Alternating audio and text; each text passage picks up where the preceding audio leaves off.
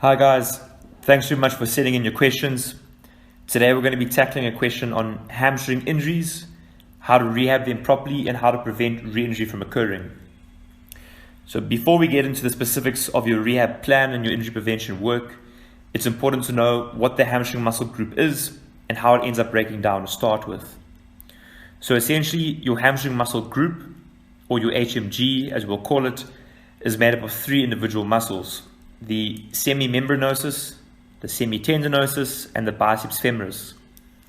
So the HMG originates at an area called the ischial tuberosity, which is a pointy bone just below the glute.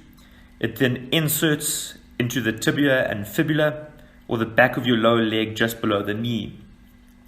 The HMG is primarily responsible for bending the knee and extending the hip, which makes it vital in terms of actions like running and sprinting. So typically an injury to the HMG happens in the thicker central part of the muscle or where the muscle meets the tendon.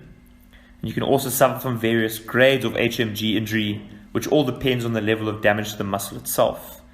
So the more damage there is, obviously the longer the rehab process or the recovery process is going to take. So it's important to mention a little bit about the function of the HMG, as that's going to directly impact the rehab and strengthening process at a later stage. As with all muscles, the HMG can contract isometrically, concentrically, or eccentrically. So an isometric contraction would be something like a static glute bridge, where there's tensional force going through the muscle, but the muscle fibers are not getting longer or shorter. The next would be a concentric contraction, and this would be something like a prone hamstring curl, where the force created is directly related to the hamstring getting shorter. And lastly, you have an eccentric contraction, which would be something like a prone hamstring curl, but instead of curling the weight up, it's lowering the weight down in a slow, controlled manner. So essentially, the muscle is getting longer while it's still under tension. So we'll come back to that a little bit later, as eccentric training is vital to the HMG rehab process, as well as injury prevention. So how do you pick up an HMG injury exactly? Well, the primary cause is down to good old-fashioned muscle overload. So if you had to imagine your HMG as an elastic band, which stretches every time you sprint or kick, and you're doing that 50 to 60 times a day, over time the band will overstretch or snap, unless you allow it time to rest and recover, or alternatively, you add multiple bands together to make it a stronger unit. So basically, a strong eccentric contraction, for example, sprinting, where your back leg is straightened and loaded by your body weight, and the force of the contraction combined, would result in an injury in an overloaded HMG.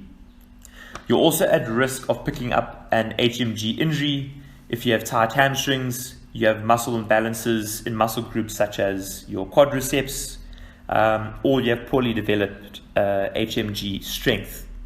So if your strength in the HMG is not up to standard, or the HMG is fatigued, that puts you at risk of injury. So let's fast forward directly to the question, or the main question. You've picked up an HMG injury, you've seen a medical professional like a physio or sports physician, and you received treatment. And you're now pain-free and being given the green light to start strengthening the hamstring. What now? Well, in conjunction with what your physio has been giving you and prescribing, it's time to get into the gym and strengthen the hamstring muscle group. So your rehab process should follow a multi-step approach to make sure you don't do too much too soon and aggravate your previous injury. So as with all training, if you feel or experience any pain whatsoever, you should stop immediately and seek medical treatment. Right, so step one of your rehab process would be your basic isometric strength development. And this is where you'd introduce the concept of loading and angles to your training. So you primarily perform more static holds to build up your HMG tolerance, and your basic exercises would involve things like planking, glute bridging, or wall squats. And initially you'd start off with the basics like 2-foot holds, and then as time goes by you'd progress to single leg variations. You'd also initially perform 2 to 3 sets of anywhere between 20 and 30 seconds depending on your current physical ability, and progress to 3 to 4 sets of 30 to 45 seconds. Your next step would involve your concentric exercise movements. This step would include exercises like your kettlebell swings, your bilateral stiff leg deadlifts, prone or standing hamstring curls, and lunges. So essentially within this step, we'd be increasing the load on the HMG, as well as introducing concepts like speed or velocity, as well as range. So ideally, you need to start off with a lower load or weight and slowly increase the load as your HMG begins to tolerate more work. So after the initial 2 to 3 weeks in this phase, you can begin to experiment with speed or velocity of the exercises. So an example would be your standard kettlebell swing. Here you'd use a lighter weight, but your movement would be a lot faster. You'd also be able to perform some light jogging or cardio with this step to build up your aerobic base and also help a little bit with your recovery. So typically you should be performing 2 to 3 sets of 6 to 10 reps initially, and then progressing slowly to 3 to 4 sets of 8 to 10 reps once you feel more comfortable. Your next step would involve adding eccentric exercise movements into your existing strength work.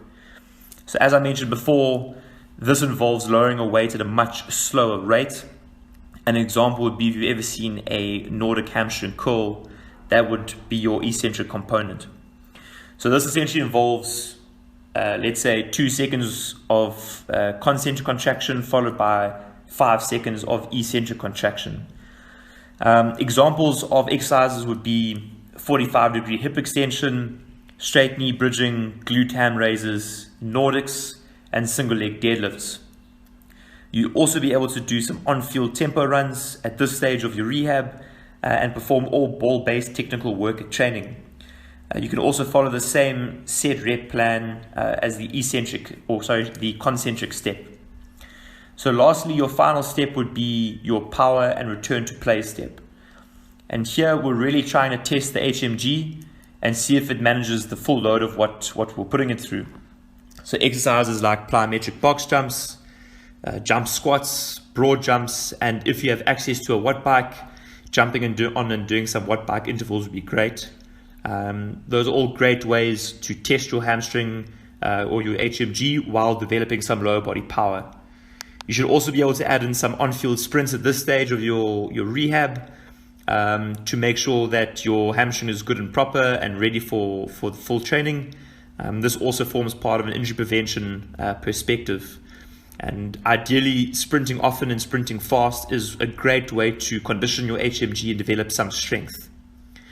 So you need to try this kind of training for 2 to 3 days a week and see how you go. If you feel stiff after this final step, you need to dial it down a little bit to make sure your recovery process is good.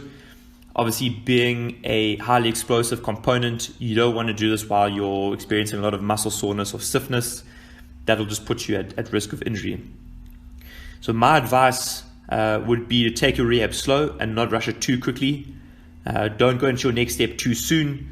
Rather build up your HMG strength, and hopefully you should stay injury free if you follow this step-by-step process. Guys, thanks again for sending in your questions, and keep an eye on the Matchfit conditioning page to see if your question gets featured next.